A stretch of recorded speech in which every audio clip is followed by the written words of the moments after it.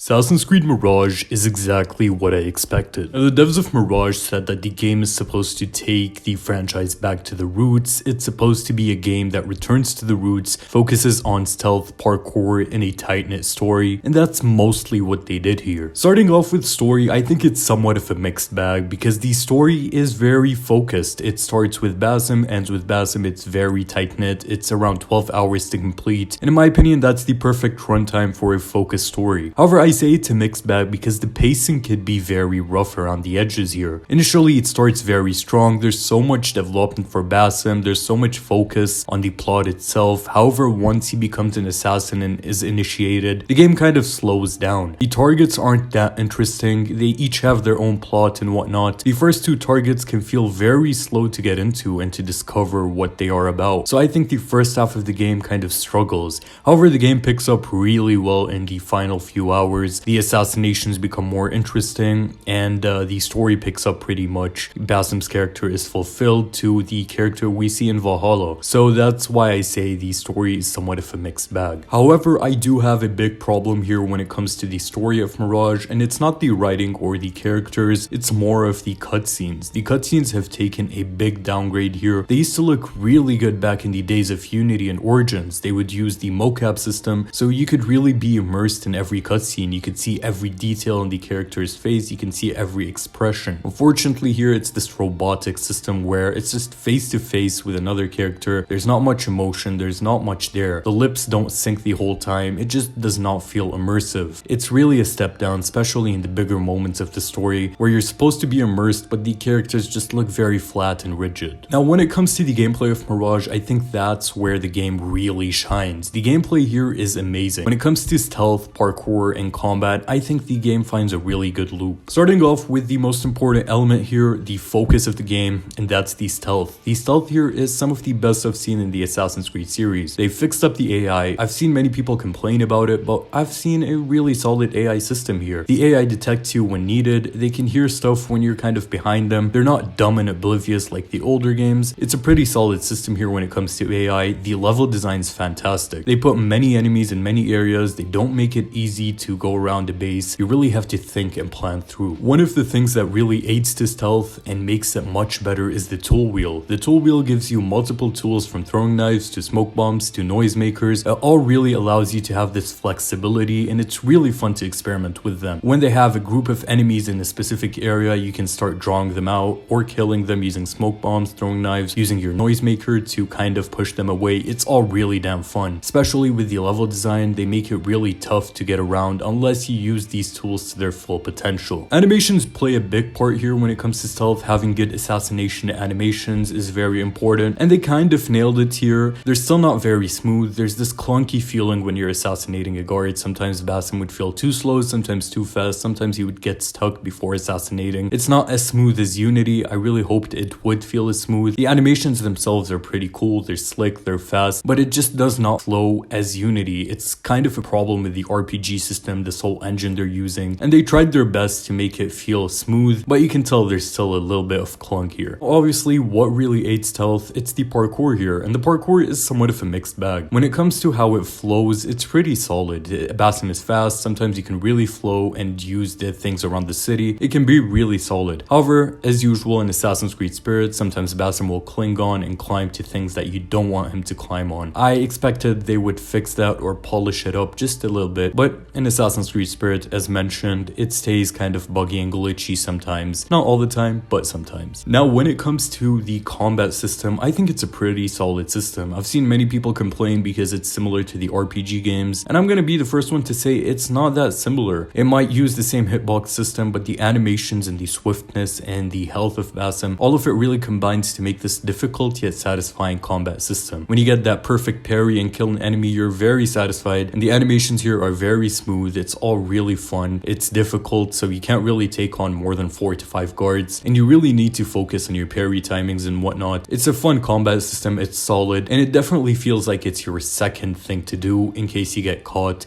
It's obviously not the main system like the games, the RPG games like Valhalla or Odyssey. Your main thing here is stealth. If you get detected, you can take out an enemy or two, but the main priority here is throw a smoke bomb, disappear, and try your hand at stealth again. Combat feels like a second option, but it doesn't down downgrade because of that. It still feels pretty solid. Now, when it comes to the open world, how does it hold up? I think design-wise, it's fantastic. It looks beautiful. The design is really well done to aid parkour. There's many opportunities for parkour. I think that really helps the system. And there's also the wanted system. Obviously, the wanted system, the more guards you kill or the more chaos you cause, you will be wanted. And there's these kind of papers to remove all around the city. It's pretty solid. And I really like how if you're moving around people will start pointing out that that's the guy on the posters, catch him and whatnot. It's really engaging. It really adds to the liveliness of the open world, especially with the crowd density they have. It really feels packed. It reminds me somewhat of Unity with the amount of crowds. But this time it's more optimized. Obviously, we have a stronger console or PC to handle the crowd density. Now, in the end, did they achieve the idea of a stealth-focused, story-focused Assassin's Creed game?